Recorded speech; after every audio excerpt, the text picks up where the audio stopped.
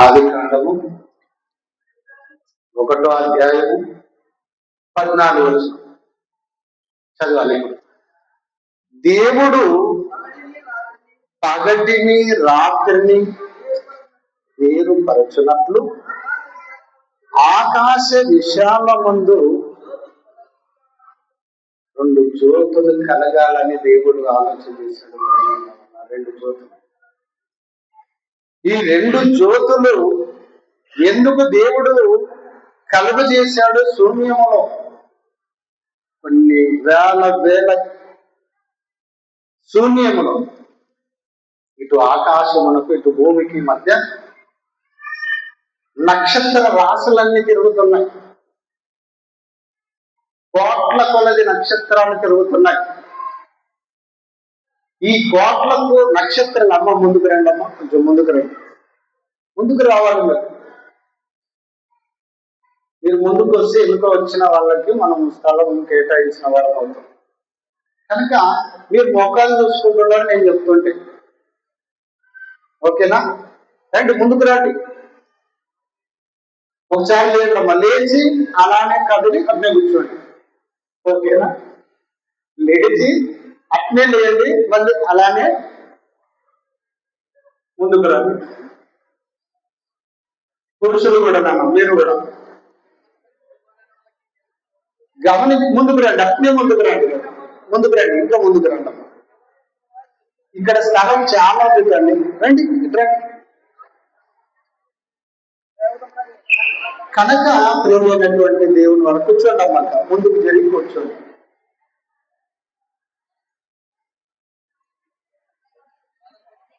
లెయ్యలేని వారు ఎవరైనా అంటే ఎనుక ఉన్నవారు వచ్చి ఆ యొక్క స్థలంలో ఫుల్ఫిల్ చేసుకోండి, మీ సీట్లు కేటాయించుకోండి, ఓకేనా? లెయ్యలేని వారు ఎవరైనా అంటే కనుక ఓకే, దేవుని వాక్యంలోకి మనం వెళ్ళిపోదాం. గమనించినట్లయితే ప్రియమైనటువంటి దేవుని వాళ్ళ ఈ రోజుల్లో సమాజం అంతా కూడా ఏం తెలుసుకుంది అని మనం ఆలోచన చేయగలిగితే, దేవుడు ఈ యొక్క కాలాన్ని, సమయాన్ని, అమ్మ నిశ్శబ్దంగా ఉండాలమ్మా, మీ పిల్లల్ని నిశ్శబ్దంగా ఉంచుకోండి. చదువుకున్న ఆదికాండం 1:14 వచ్చింది. దేవుడు పగటిని రాత్రిని వేరుపరచునట్లు ఆకాశ విశాలమందు జ్యోతులు కలుగునుగా కానీ పలికి అవి చేసి ఆ యొక్క సూర్య చంద్ర నక్షత్రములు అవి సూచనలను, కాలములను, దిన సంవత్సరములను సూచించటానికి నేను ఆకాశ విశాలమందు వాటిని నేను చేశాను. సూచనలు, కాలములు, దిన సంవత్సరములు సూచించటకై. ఇక్కడ మనము కాలం అంటే మనకు అర్థమైపోయింది, ఎండాకాలం, వానాకాలం. తర్వాత దినాలు మనకు అర్థమైపోయినాయి. ఇలా దినాలు ఒక వారం 8 రోజులు అంటాం. ఇలా 30 లేక 29 అయితే ఒక నెల అంటాం. ఇలా 12 నెలల్ని లెక్కించడానికి 12 నెలలను సమకూర్చి ఒక సంవత్సరం అంటాం. కనుక చూడండి, ఇక్కడనే దేవుడు ఒక గొప్ప మర్మాన్ని మనకు తెలియపరుస్తున్నాడు. గొప్ప మర్మం. సూచనలను, కాలములను, దిన సంవత్సరములను సూచించుటకై ఉండులుగా కానీ పలికెను. ఇది మొట్టమొదటనే మనకు సూచనలు అనేది మీరు ఆలోచన చేశారని చెప్తాను. వాటిని సూచనలు అంటే ఈ చంద్రుడు, సూర్యుడు మనకి సూచనలు చూపిస్తున్నా ఉంటా అంటే ఆ సూచనలు ఏంటో కూడా మీకు చెప్తాను. రాజుల 2వ గ్రంథం తీద్దాం త్వరగా, ఎందుకంటే అయిపోయినాయి కనుక ఈ రెఫరెన్స్లు అన్ని కూడా. రాజుల 2వ గ్రంథము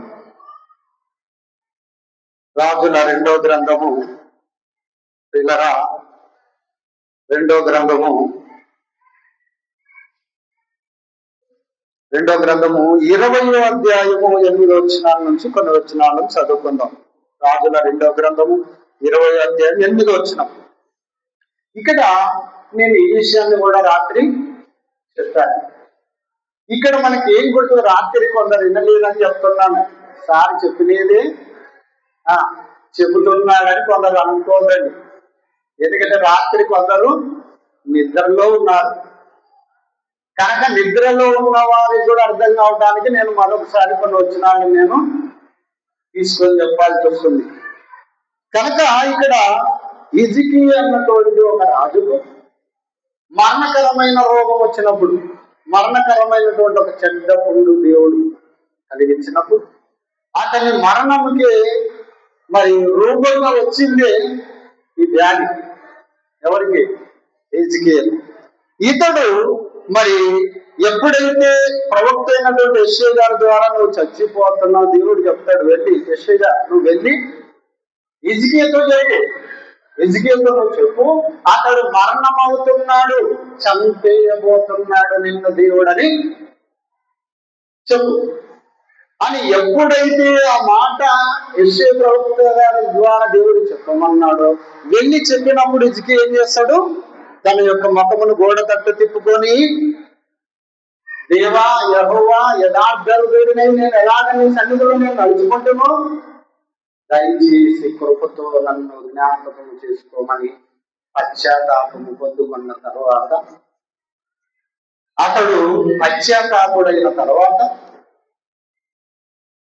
దేవుడు మళ్ళీ ప్రవక్త అయినటువంటి యెషయాకి ఒక వాగ్దానం ఇస్తాడు. ఏ వాగ్దానం అది? మళ్ళీ వెళ్ళి నువ్వు హిజ్కియా దగ్గరికి వెళ్ళి ఏం చెప్తావు? నీకు మళ్ళీ 15 సంవత్సరముల ఆయుసుని దేవుడు ఇస్తున్నాడు అని వెళ్ళి చెప్పు. ఈ విషయాన్ని వెళ్ళి చెప్పు. చెప్పకపోతే ఏమైపోతాడో కూడా దేవుడు. అలా దేవుని ఉగ్రతను బలైపోయే ప్రమాదంలో ఉన్నాడు కనుక వెళ్ళినప్పుడు మనకి ఎవరైనా డాక్టర్, ఎవరైనా హాస్పిటల్కి తీసుకెళ్ళిన తర్వాత ప్రాణాపాయముతో కొట్టుమిట్టాడుతున్న ఒక రోగిని, ప్రమాదములో చేరున్న రోగిని డాక్టర్ దగ్గర తీసుకెళ్ళినప్పుడు ఏమవుతాడు? ఆల్రెడీ చచ్చిపోయే ప్రమాదంలో ఉన్నప్పుడు పిల్లలు నిశ్శబ్దంగా ఉండాలి. పిల్లలు కనుక ప్రేమైనటువంటి దేవుని వాళ్ళరా, ఇలా ఎప్పుడైతే ఈ ప్రాణాపాయములో ఉన్న రోగికి డాక్టర్ ఎప్పుడైతే ఆ యొక్క మెడిసిన్ ఇవ్వటానికి ఆ వ్యక్తిని మరి ఐసీయూలోకి తీసుకెళ్ళిన తర్వాత ఏమంటాడు తెలుసా? నీకేం కాదు, నీకు ఏం కాదు, నువ్వు బ్రతుకుతావు, ఏం పర్వాలేదు, నీకు కొంచెం మాత్రమే దెబ్బలని చెప్పి ఓదార్చడు. ఓదార్చకపోతే ఏమవుతుంది తెలుసా? ఓదార్చకపోతే ఏమవుతుంది తెలుసా? అక్కడక్కడనే అవసరమైతే ఏమైపోతానేమో అని మానసిక క్షోభకు గురైపోయి చచ్చిపోయే ప్రమాదం ఉంది. అందుకే డాక్టర్లు రోగికి చెప్పరు, రోగిని తీసుకొచ్చిన వారికి చెప్తారు కండిషన్ చాలా క్రిటికల్ గా ఉంది. అలాగనే ఇప్పుడు హిజ్కియా గారి పరిస్థితి కూడా ఎలా ఉందో తెలుసా? దేవుడు చెప్పమన్న మాట ప్రవక్త గారు చెప్పారు. తర్వాత దుఃఖాకాంతములో మునిగిపోయాడు హిజ్కియా, బాధలో మునిగిపోయాడు హిజ్కియా. ఇలా బాధలో మునిగిపోయినటువంటి హిజ్కియాకు మళ్ళీ ప్రవక్త ద్వారా దేవుడు మాట్లాడి వెళ్ళి నువ్వు వెళ్ళి చెప్పు, అతడు బాగుపడుతున్నాడు, నీ ప్రార్థనలను, నీ యొక్క క్షమాగుణాన్ని, నీ యొక్క మరి తగ్గింపును దేవుడు చూసి ఉన్నాడు. మళ్ళీ నీకు దేవుడు 15 సంవత్సరాలు ఆయుష్ ఇవ్వబోతున్నాడంటే ప్రవక్తకు నమ్మకం రాలేదు, రాజుకు నమ్మకం రాలేదు, హిజ్కియా నమ్మకం రాలేదు. నిజమేనా, నన్ను చంపుతాడు అని దేవుడు చెప్పాడు, మళ్ళీ బ్రతికిస్తాడు అని కూడా చెప్తున్నావు, ఇది జరుగుతుందనటానికి రుజువేంటి అని ప్రవక్త ద్వారా మాట్లాడతాడు. రుజువేంటి? నేను నిజంగా బ్రతుకుతానా లేదా? నాకు ఏదైనా ఒక సూచన చూపెట్టాలి అర్జెంటుగా. ఏం చూపెట్టాలి? ఒక సూచన చూపెట్టాలి. నాకు నా కళ్ళ ముందు, మనుషులకు కళ్ళ ముందు సూచనలు చూస్తేనే దేవుని దగ్గరకు వస్తారు. అర్థమవుతుందా? దేవునికి తెలిసినది నిజం, మన ప్రభుల వారు భూమి మీదకి వచ్చి గుడ్డి వారిని, కుంటి వారిని, పక్షి వాయిద్యాల వారిని, చనిపోయిన వారిని, చంద్రరోగులను, రక్తస్రావంతో ఉన్న వారిని వీరందరినీ బాగు చేసినప్పుడు ఆయన దగ్గరికి అందరూ తండోపమానాలు వచ్చారు. మనిషి స్వార్థపరుడు. మనిషి ఎలాంటి అంటే తను ఫస్ట్ మేలు జరిగిన తర్వాత నమ్మటానికి ఇష్టపడతాడు. అలాగనే ఇక్కడ ప్రవక్త ద్వారా మాట చెప్పిన తర్వాత చూడండి 8వ వచనం, రాజుల 2వ గ్రంథము 20వ అధ్యాయము 8వ సూచన అడుగుతున్నాడు రాజు. యెహోవా నన్ను స్వస్థపరచుననుటకు నేను 3వ దినమున ఆయన మందిరమునకు ఎక్కిపోదును ననుటకును సూచన ఏది సూచన? ఇంతకి దేవుడు నన్ను బ్రతికిస్తాడు, బాగు చేస్తాడు అంటున్నావు. 3వ దినమున నేను ఆయన మందిరమునకు ఎక్కిపోతావు అంటున్నావు. ఇంతకి ఇదల్లా జరగాలంటే సూచన ఏదని యెషయా అడగగా యెషయా ఇట్లనెను, తాను సెలవిచ్చిన మాట యెహోవా నెరవేర్చుటకును ఆయన దయచేసిన సూచన ఏదనగా నీడ 10 మెట్లు ముందునకు నడిచెను కదా, అది 10 మెట్లు వెనకకు నడిచిన ఎడల అవును అని నువ్వు నమ్ముతావు కదా. ఒక నీడని చెప్తున్నాడు ప్రియులారా. ఒక నీడను ఎందుకు చెప్తున్నాడు 10వ వచనములో? అందుకు హిజ్కియా ఇట్లనను, నీడ 10 మెట్లు ముందరికి నడుచుట అల్పమే గాని నీడ 10 గడులు వెనకకు నడుచుట చాలునయ్యా, నాకు అదొద్దు. నీడ 10 మెట్లు ముందరికి నడిచేటటువంటి విధంగా ఒక సూచన దేవుడు చూపిస్తాడంటే నాకు అదొద్దు. నాకు సూచన ఏంటంటే 10 మెట్లు ముందరికి ఎలా వెళ్ళిపోతుంది? దేవుడు చేస్తాడని. కానీ ఇక్కడ ఏమంటున్నాడు? 10 మెట్లు ముందరికి పోయే బదులు 10 మెట్లు వెనకకి మరి నడిచిన ఎడల అప్పుడు నేను చాలును అని నాకు అప్పుడు నమ్ముతాను అన్నాడు. 11వ వచనం, ప్రవక్తడు యెషయా యెహోవాను ప్రార్థింపగా ఆయన ఆహాజు గడియారపు పలక మీద 10 మెట్లు ముందరికి నడిచిన నీడ 10 మెట్లు వెనకకి తిరిగిపోనట్లు చేశాను దేవుడు. మీరు ఏమర్థమైంది? ఇప్పుడు ఏమర్థమైంది? ఇక్కడ నీడ గురించి మాట్లాడుతున్నట్టుగా మనకు అర్థమవుతుంది. ఇక్కడ నీడ గురించి మాట్లాడుతున్నట్టుగా మనకు అర్థమవుతుంది. మళ్ళీ ఆహాజు గడియారపు పలక మీద 10 మెట్లు అంటే ఒక పలక. ఆహాజు రాజు అప్పటికే ఒక పలకను తన రాజ్యములో ఒక పలకను గడియారపు పలకగా పెట్టుకున్నాడు అతడు. ఒక పలక, పెద్ద పలకను పెట్టుకొని ఆ పలక మీద ఒక పెద్ద రాడ్డును, దాన్ని ఏమంటారు అంటే ఒక సిగ్నల్ గుర్తుగా పెట్టుకొని దాని ద్వారా కాలమానాన్ని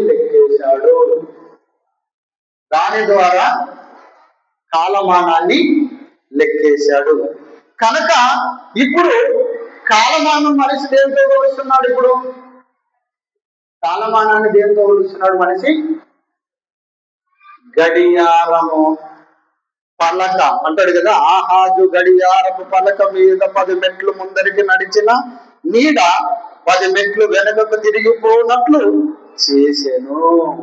అంటే ఒక నీడగా ఒకనాడు మన పూర్వీకులు టయాన్ని కొలిచేవారిగా, సమయాన్ని కొలిచేవారిగా, దినాలు కొలిచేవారిగా, సంవత్సరాలు కొలిచేవారిగా వాళ్ళు దేనిని సూచనగా పెట్టుకున్నారంటే, దేని ద్వారా ఐడెంటిఫై చేస్తున్నారంటే నీడ ద్వారా. కనుక ఇప్పుడు ఆదికాండము 1వ అధ్యాయం 14వ వచనం చదువుతున్నప్పుడు మరి ఆకాశ విషయాల మందు దేవుడు 2 గొప్ప జ్యోతులను చేసి పగలు నేలకు సూర్యుని పెద్ద జ్యోతిని, రాత్రి నేలకు దేవుడు చిన్న జ్యోతిని, ఈ 2 జ్యోతులను చేసిన తదుపరి అది సూచనలను, కాలములను, దీన సంవత్సరములను సూచించుటకై దేవుడు ఆకాశ విశాలమంది జ్యోతులను చేశాడు. మనకు అర్థమైంది? కరెక్ట్ వచ్చిందా? కరెక్ట్ వచ్చిందా? మనకి మీకు అర్థం కాలేదు. కరెక్ట్ వచ్చింది. ప్రేమైనటువంటి వాళ్ళరా, ఒక సూర్యుడు ఉదయించకపోతే మన నీడ మనకు తెలియదు. సూర్యుడు ఉదయించకపోతే సూచన నీకు తెలియదు. ఒక చంద్రుని కాంతి లేకపోతే నీకు తెలియదు. కనుక సూర్యుని కాంతి వలన నీడ ఏర్పడితే ఆ నీడ వలన మానవుడు మొట్టమొదటి కాలమును లెక్కించుకున్నారు. ఇంకా మరి 100 సంవత్సరాలు వెనక్కి వెళ్ళిపోతే అప్పుడు కొంతమంది ఉన్నారు ముసలిం, ఏమో వయసు పైబడిన వాళ్ళు. మీరు చెప్తారా ఎలా కాలాన్ని భోజనం టైం అయినప్పుడు ఎలా కొలుచుకునే వాళ్ళు? మీరు అడుగులుగా కొలుచుకునేవారు. అడుగుల ద్వారా కొలుచుకునేవారు. టైం 2 అయిందా, 3 అయిందా, 4 అయిందా అనేటటువంటి విధంగా ప్రేమైనటువంటి వాళ్ళగా. అంటే ఈ రోజు ప్రపంచానికే దిక్సూచిగా దేవుడు చేసినటువంటి ఈ యొక్క మరి సూర్య చంద్ర నక్షత్రాలు ప్రేమైన వారు, దీని ద్వారా మనము కాలమును కొలుస్తున్నాము. మీరు ఒకసారి గూగుల్ని బట్టి చూసినా, ఫేస్బుక్ లో చూసినా, మీరు చూడండి ఒకసారి. మీరు ఇంటర్నెట్ లో మీరు ఏదైనా సెర్చ్ చేసి చెప్పినా కూడా కాలమానాన్ని మానవుడు ఎలా కొలిచాడో మనకు మరి రుజువులు చెప్తూ ఉంటారు. కాలమానాన్ని ఎలా కొలిచేవారో మనకు అర్థమైపోతుంది ప్రేమైనటువంటి వాళ్ళరా. అందుకే మొట్టమొదట మనిషి సూర్యుడు ఉదయించాలన్నా రోజు ఉదయిస్తుందా లేదా? సూర్యుడు ఏమ్మా? సూర్యుడు ఉదయిస్తున్నాడా? ఉదయిస్తున్నాడు. చంద్రుడు ఉన్నాడు. ఏ రోజైనా సూర్యుడు రోజు రాలేదని చెప్పుకున్న దినాలు ఉన్నాయా? సూర్యుడు రాకపోతే ప్రేమైనటువంటి వాళ్ళరా, చంద్రుడు రాకపోతే ప్రకృతి స్తంభింపబోతుంది, నిలబడిపోతుంది. ఇలా చేశాడు. ఎవరి కాలంలో చేశాడు? యెహోషువ గ్రంథం 10వ అధ్యాయం 12-13 వచనం. యెహోషువ గ్రంథం 10వ అధ్యాయం 12, 13, 14 వచనాల్లో వెళ్దాము.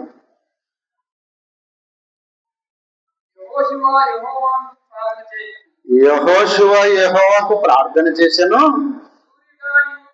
సూర్యుడా నీవు గిబియోనులో నిలుపుము,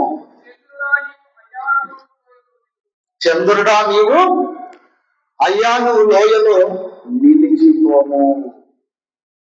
ఎందుకు యెహోషువ ప్రార్థన చేసి సూర్య చంద్రులను ఆపుతున్నాడు? ఎందుకు ఆపాడు? ఏం జరుగుతుంది తదుపరి? ఏం జరుగుతుందంటే ప్రేమైనటువంటి వాళ్ళ అమోరీల చేత భీకరమైన యుద్ధం జరుగుతుంది. అమోరీల చేత భీకరమైన యుద్ధం జరుగుతుంది. యుద్ధము ఆ యుద్ధములో సూర్యుడు అస్తమించినా ఏం జరుగుతుందో తెలుసా? యుద్ధము చేయకూడదు అంటే అక్కడనే నిలిచిపోవాలి. కనుక యుద్ధములో జయించబడాలి అంటే, యుద్ధములో వీళ్ళు ఓడించి విజయాన్ని సాధించాలి అంటే సమయము కొంచెము ఉంది, పొద్దుగుంకుతుంది. కనుక పొద్దుగుంకుతున్న ఈ సమయములో చంద్రుడు అయాను లోయలోను, చంద్రుడు గిబియోనులోను, ఇవి 2 నిలిచిపోవాలి. ఇలా ప్రపంచ చరిత్రలో మనం చూడగలిగితే ప్రేమైన వాళ్ళ చరిత్రలో కూడా మనకు 365 రోజులు అని చెప్పుకుంటున్నాం కదా. 366 రోజులు దేవుడు చేసిన కాలమాన ప్రకారం ఒక్క దినము లేదు. ఇక్కడ ఒక దినము నిలిచిపోయింది. చూడండి, కిందికి చదవండి మీరు.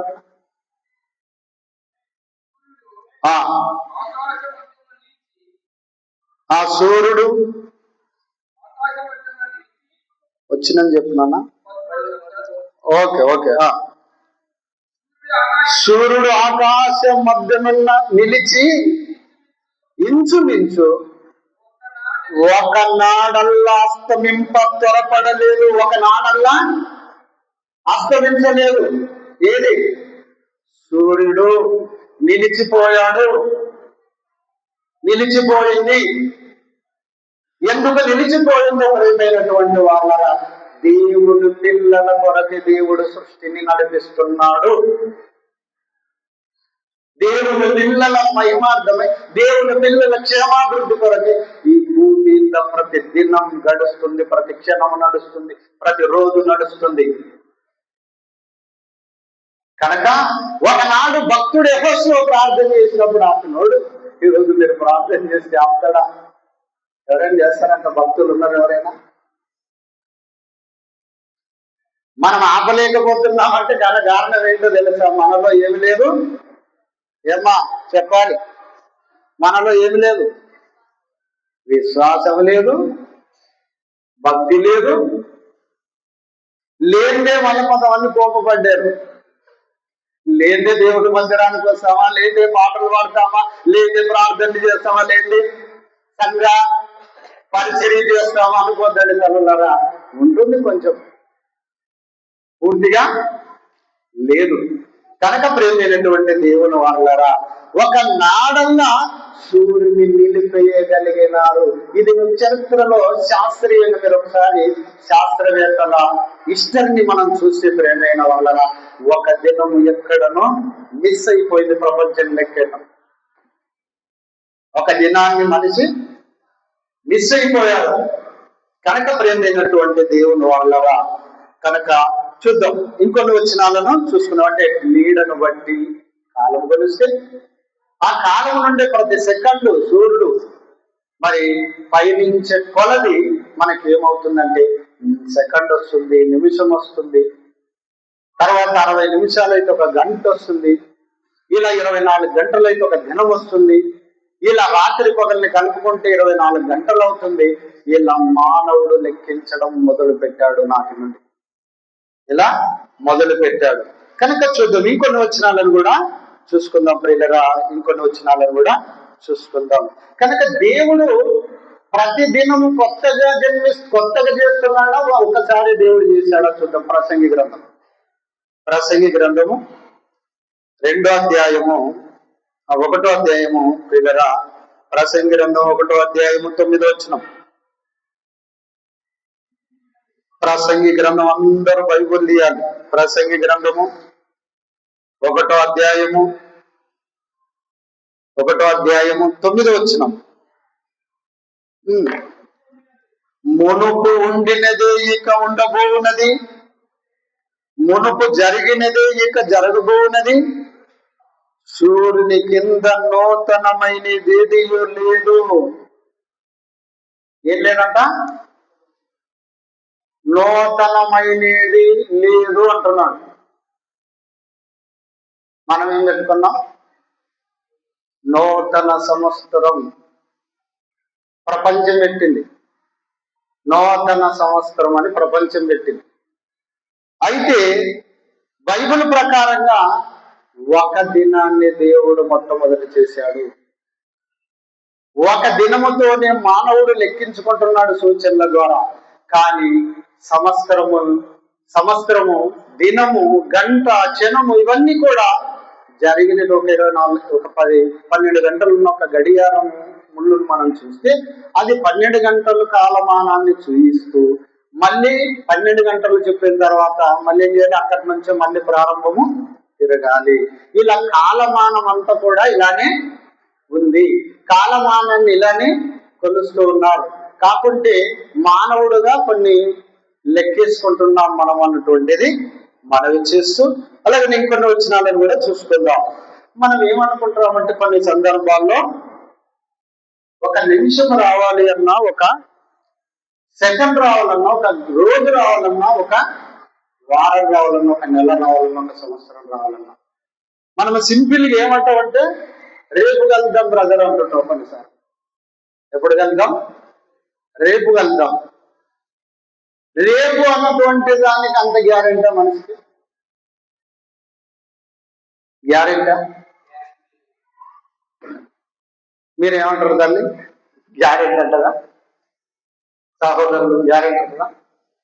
ఒక గంట అవతల మనం గ్యారెంటీ చెప్పడానికి మనకు లేదు అధికారం. అయితే మనం ఏమంటాం? రేపు కలుద్దాం, ఎల్లుండి కలుద్దాం, ఎల్లుండి కలుద్దాం, వారం తర్వాత కలుద్దాం అంటుంటాడు మనిషి.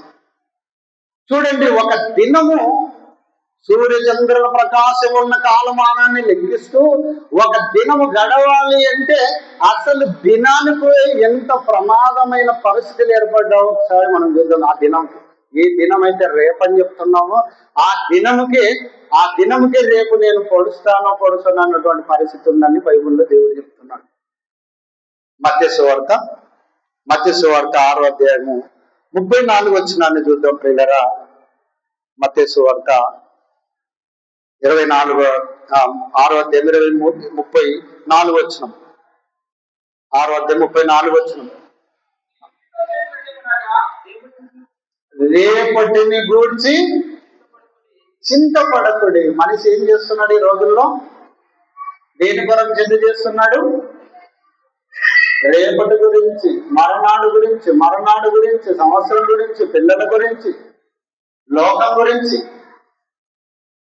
ఇలా మనిషి ఎంతో చింతిస్తున్నాడు, ఎంతో ఆలోచిస్తున్నాడు, ఎంతో పరితపిస్తున్నాడు మనిషి ప్రతినిత్యం, ప్రతిక్షణం. అయితే ఇక్కడ రేపటిని గూర్చి చింతించబడి, రేపని చెప్తున్నావు కదా, రేపటి దినము దాని సంగతులను గురించి అది చింతిస్తుంది. ఇప్పుడు మీకు ఏమంటావా? రేపని నువ్వు చెప్తున్నావు, రేపంటున్న దినము, ఆ దినానికే చింత ఉంది. నేను రేపు దినాన్ని వస్తానో రానన్నటువంటి చింత ఉంది. అంటే ఈ యొక్క రేపు ఉన్నటువంటి దినము, ఈ యొక్క సమయం, ఈ కాలమానం దేవుడు ఎవరి మీద ఆధారపడింది? ప్రియమైన వాళ్ళరా, దేవుడి మీద ఆధారపడింది. దేవుడు వీటిని మన జీవితంలో మనకు కాలమునిస్తేనే తప్ప మనం బ్రతుకుతాం.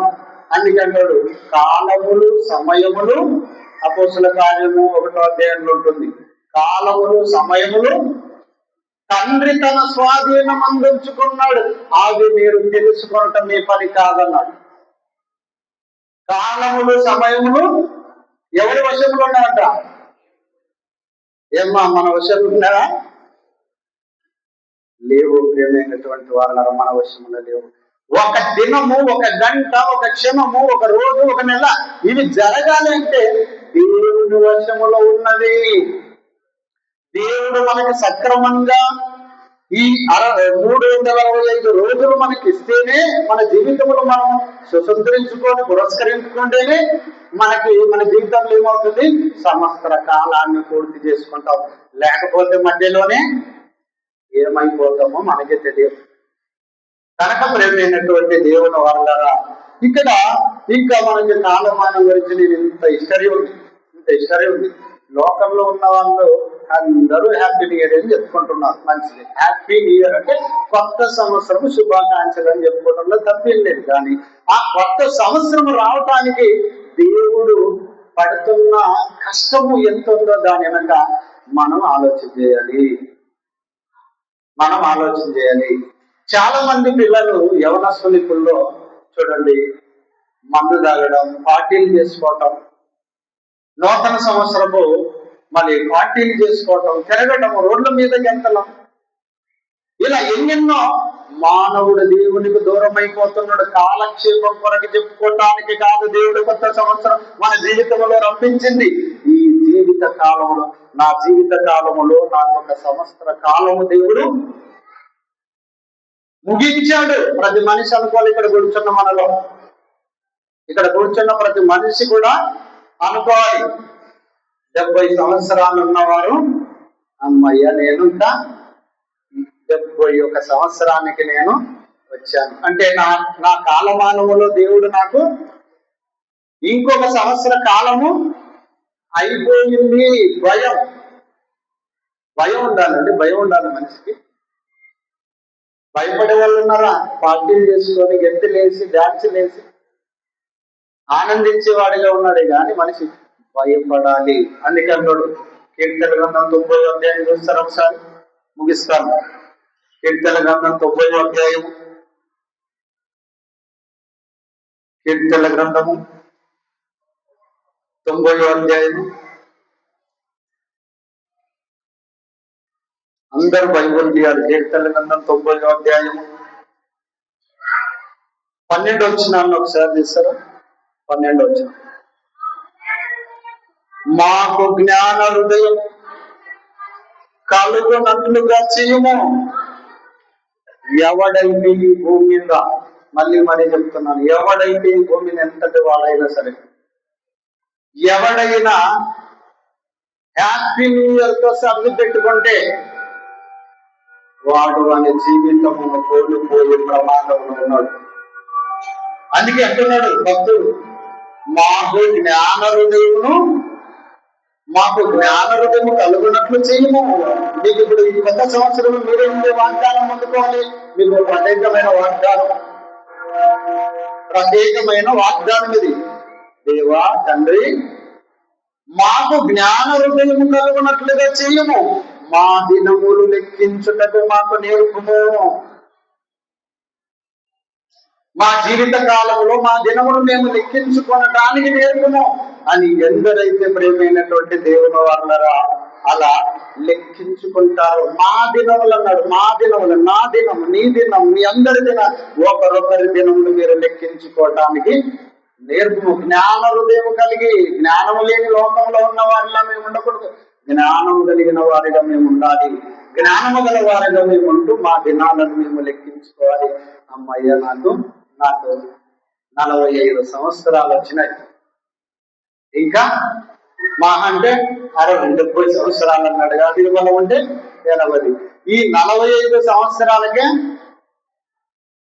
అనేక ఆరోగ్య పరిస్థితులు, అనేక రోగ సంబంధమైన పరిస్థితులు, అనేక బాధలు ఈ భూమి మీద ప్రేమైనటువంటి వాళ్ళ మనం ప్రతి నిత్యం అనుభవిస్తూనే ఉన్నాం. కనుక ఈ నూతన సంవత్సరములో మీకు గొప్ప వాగ్దానం ఏంటంటే, మీ దినములను మీరు లెక్కించుకుంటేనే తప్ప మీరు సరి చేసుకుంటారు. లేకపోతే కిందడు మా దినములు లెక్కించుటకు మాకు జ్ఞాన హృదయము కలుగజేయము అని చెబుతూ మనిషి ఆయుష్ కాలము 70 సంవత్సరములు, అధిక బలం ఉండి నీడగా 80 సంవత్సరములు, ఆయనను వాటి వైభవము ఆయాసము దుఃఖమే. కనుక ప్రేమైనటువంటి దేవుని వల్ల మనం అలా లెక్కించుకొని మన జీవితంలో దేవునికి ఇష్టంగా ఈ భూమి మీద ఉన్న కొంతకాలం బ్రతికితేనే తప్ప దేవుడు ఉన్న పరలోకానికి మనం చేస్తాం. రేపటి నుంచి మనము పరలోకం గురించి మీరు వింటారు, మతిపోయే మాటలు చెప్పబడతాయి. కనుక పరలోకం దేవుడు ఎందుకు చేశాడు, పరలోకం ఎంత ఉన్నతమైనది, ఇవన్నీ కూడా ప్రేమైనటువంటి వాళ్ళ ఎవరు నశింపవలన నిశ్చయింపక. చూడండి ఒకసారి ఆ మాట గురించి చదువుకున్న పేతురు రాసిన రెండో పత్రిక 3వ అధ్యాయం 9-10 వచనాలు చదువుతారమ్మా, చదవండి.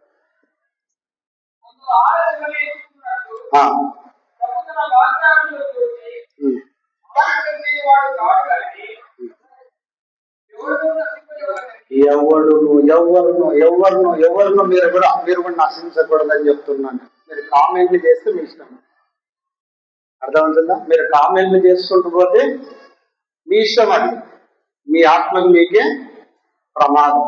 కనుక ప్రేమైనటువంటి వాళ్ళ ఎవడును నశింపవలనని నిశ్చయింపక అందరూ అంతగా మారు మనసు పొందవలనని చెప్తున్నాను ఈ మాటలలో మీకు. నీ ఎడల మీరు శాంతం గలవాడై ప్రభు వహిస్తున్నాడట. మన ఎడలకు మారాలి నా పిల్లలు.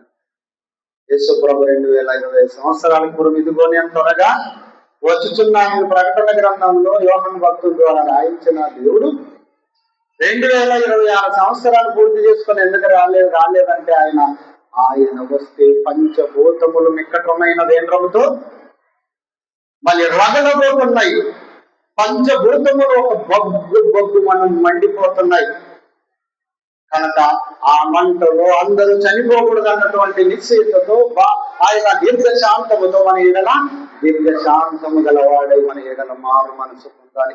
అందరూ మారు మనసు పొందాలి. నా వాక్యం తెలుసుకోవాలి, నా వాక్యాన్ని హృదయంలో చోటు ఇవ్వాలి అని వారి కుటుంబాలను దేవుని కొరకు మలుచుకోవాలన్నటువంటిది మనవి చేస్తూ అక్కడి కింద అంటాడు, ఒక దినము 1000 సంవత్సరముల వలె దీర్ఘశాంతములు ఉన్నాడు కదా ఆయన. ఒక సంవత్సరము 1000 దినముల వలె, 1000 దినముల ఒక సంవత్సరం ఒక దినము వలె ఉన్నది.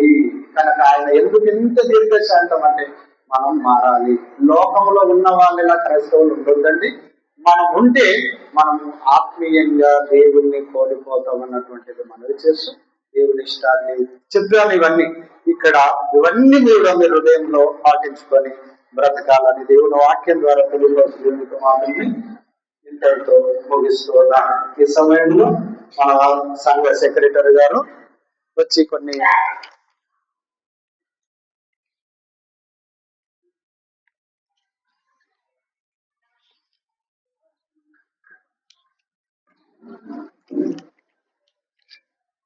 ప్రకటనలు చదువుతాము.